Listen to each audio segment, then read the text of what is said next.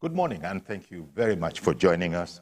I am Yori Folarin to talk food, and then really food prices, and then the tension that attends food prices from the point of view, of course, the consumer, the ordinary Nigerian, but that tension won't be limited to there.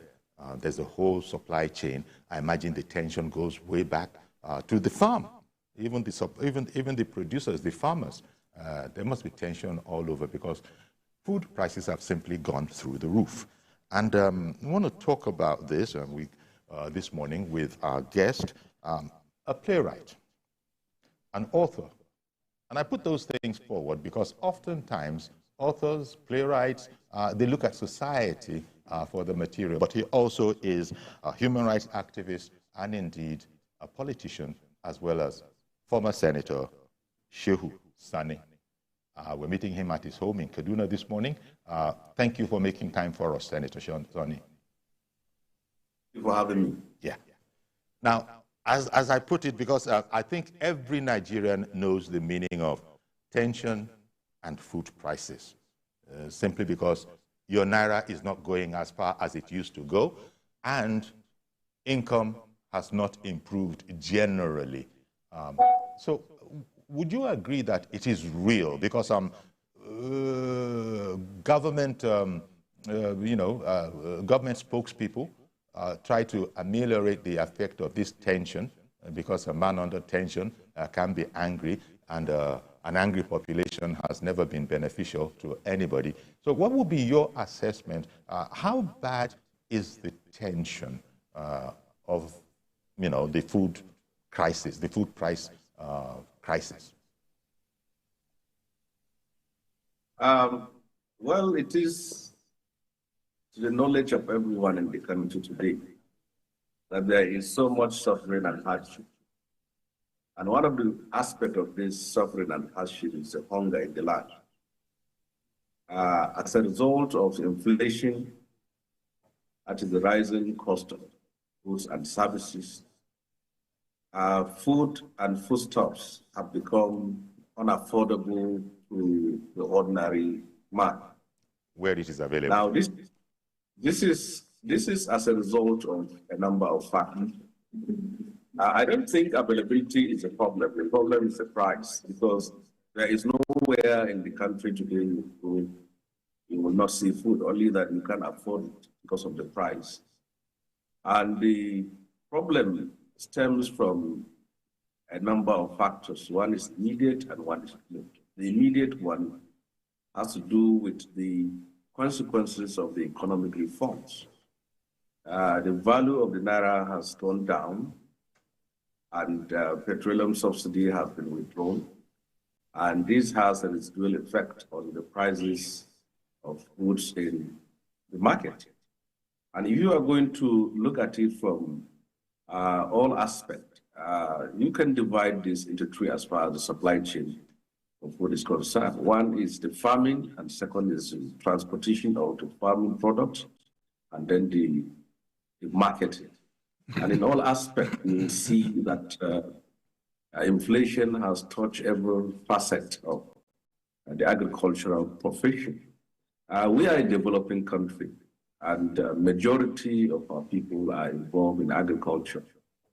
And it's unlike other mechanized nations where you have less than 5 to 6% of people involved in agriculture. And so, but what we are facing today is a direct result of what we done wrongly in the past or what we refuse to do. In a nation with almost about 900,000 square kilometers and a population of 220 million people, with rivers almost dissected across all the geopolitical zones, where you have a nation that has a land and a river, and they have food problem. Then you see the problem has to do with leadership over decades, where there is no serious and significant investment in agriculture for us to be able to address ourselves. I have listened to a recent statement made from the position of government that we are a poor country. I don't believe that. We are a nation richly endowed, well blessed with human and natural resources. But over the decades, we had leadership that are deficient in leadership as far as taking responsibility of this. If you go back in 1960, Nigeria's population was almost about, I think, 35 million to 40. And 60 years after, we have about 220 million people. And we have enough land, we have water, we have everything that we need, everything that God needs to endow and bless a nation. We have been blessed. A nation like Saudi Arabia, they have oil and they don't have rivers. The nation of Israel, they have the know-how, but they don't have rivers, and their land is not as richly as we are. Many nations where we import food have seasonal disasters. In Thailand, in Vietnam, where all this rice are coming from, you see them having monsoon, having earthquake, having problems. Nigeria, we are blessed and protected from all these things.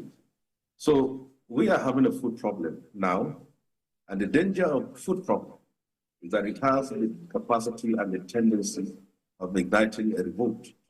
But I can understand reforms, because over the years, we have been used to a certain lifestyle. $1.5 billion was used almost every quarterly to shove our naira, and we use trillions of naira to pay subsidy. And people, when they make comparison, nowadays they say, life was better under Buhari than now. But the fact is that we have only lived in a borrowed time. We live a false life at that very time. And no serious reform took place.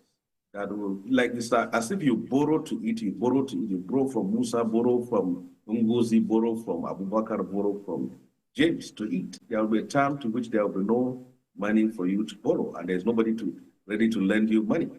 So for us now, the proceeds of this reform supposed not to be shared to state governments. We need to say these are the issues we need to address. We now have this amount of money. Are we going to address the issue of infrastructure? Are we going to invest in agriculture? Are we going to invest in manufacturing? Something tangible. But where people are suffering, where there is so much hardship in the land, money is being shared to state. I don't see anything. They are still not being able to pay a salary. So when we have problems like this, we need to ask ourselves, where actually are we going? There is hunger in the land. People cannot afford even 2 square meals a day. And wherever you go, you see families that were capable of addressing their issues. Now people can't pay the school fees of their children, they can't pay rent, they can't transport themselves as they want. So a nation like ours is going this line. So the hunger in the land needs to be addressed in both short and long-term measures. I don't think that the process of this hardship, the money accrued, we just buy food and ship. The last time, 500 billion was shared to governors for them to buy palliatives and share. Then after that, what comes next?